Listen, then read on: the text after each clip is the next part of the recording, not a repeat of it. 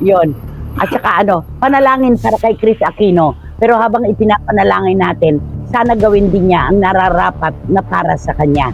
Basta, panalangin po natin ang kanyang kaligtasan. Yun. Actress, TV host na si Chris Aquino, komplikado ngayon at patuloy humingi ng dasal dahil sa kanyang lumalalang sakit.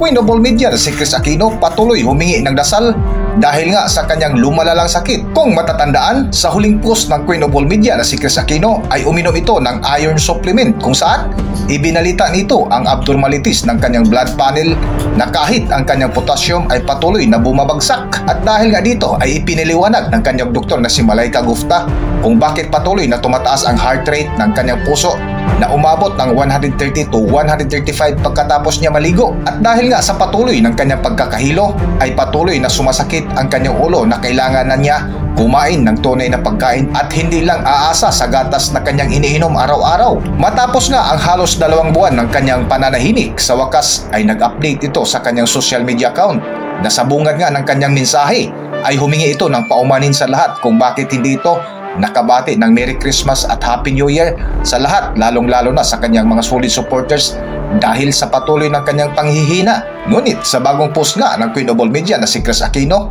ay marami ang nalungkot sa kanyang ibinalita na di umano mas lalong komplikado ang kanyang kalagayan sa kasalukuyan, na kung makikita mo nga sa unang video clip na ibinahagi ni Chris Aquino ay nakuha pa nitong magbiro habang tinuturukan ng karayom. Ngunit kitang-kita mo sa kanyang muka na tila nasaktan ito habang ini-inject sa kanyang braso ang karayom habang ito ay nakahiga sa higaan. At ang balita di umano ay may nadagdag sa kanyang sakit na tinatawag na lupus.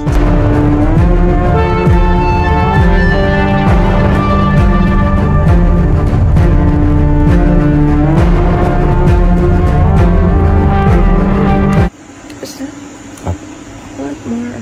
Chest.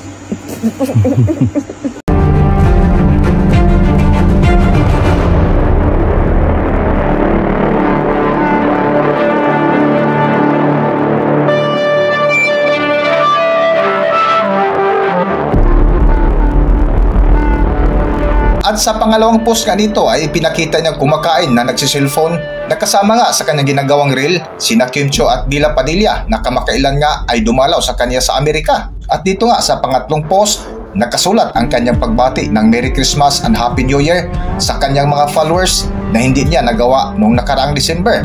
Dahil nga sa mahinang-mahina raw ang kanyang pakiramdam at nawalan ito ng ganang kumain at laging sumasakit pa ang ulo araw-araw. At isa nga sa ibinahagi ng programa Christopher Minute ng veteranang kolumnista na si Nanay Christopher Min ay humingi ito ng panalangin kay Chris Aquino. Para sa buong detalye, narito ating panoorin ang video.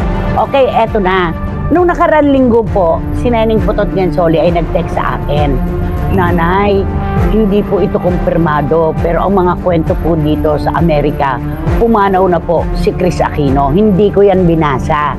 Hindi ko binasa yan.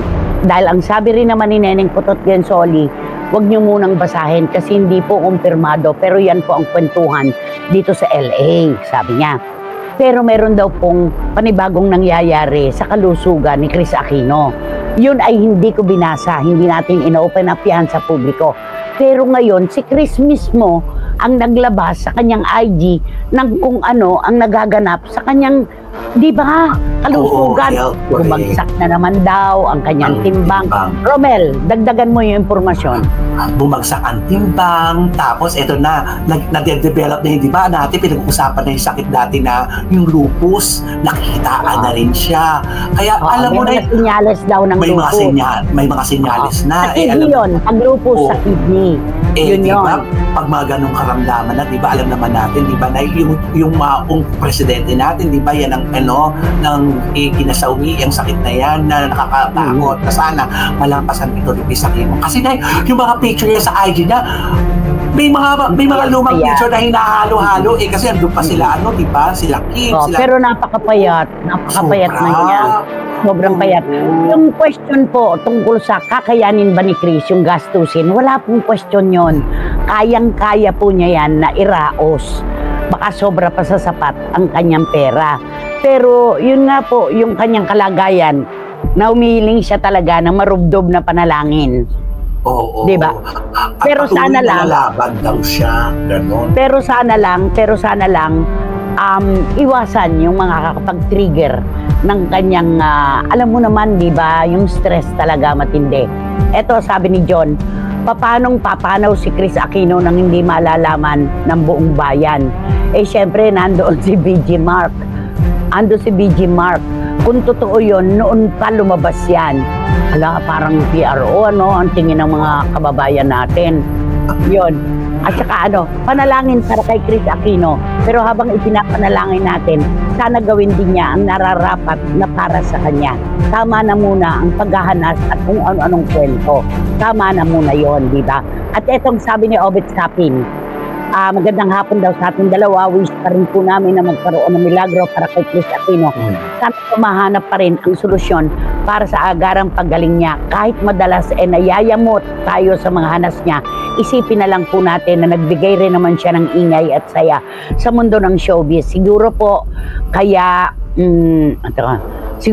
active pa rin siya sa social media. Yun na lang ang pinaka-outlet niya para makaiwas sa sobrang bagot at stress dulot ng sakit niya sa kalagayan niya ngayon. Remember, we should not gloat over the misfortune of others. Tama yan. Oo, wala pong tao na magkakagusto ng hindi maganda para sa kanyang kapwa. At sa bawat kalungkutan o pagkawala ng ating kapwa, kalahati ng puso natin ang kasama. Di ba? Kaya hindi po tama na talagang ipagsaya natin ang mga ganyan. Thank you, Obet Sapin. Chris, don't stop believing in hope because miracles happen every day. Sabi ni Wating Wating, opo, huwag tayong bibitiw. Lalaban lang tayo. Hindi po pwede tayong susuko. Yan ang lagi kong ipinapaikot, di ba? Laban lang. Hanggat may kakayahan pa tayo, laban lang. Walang sukuan. Yan. Yes po, stress is the number cause. So, sa lahat ng mga may AI, ingat po talaga. Mahalaga ang iwas stress. Sabi ni Direk Beverly Berhel, totoo yan. Diba?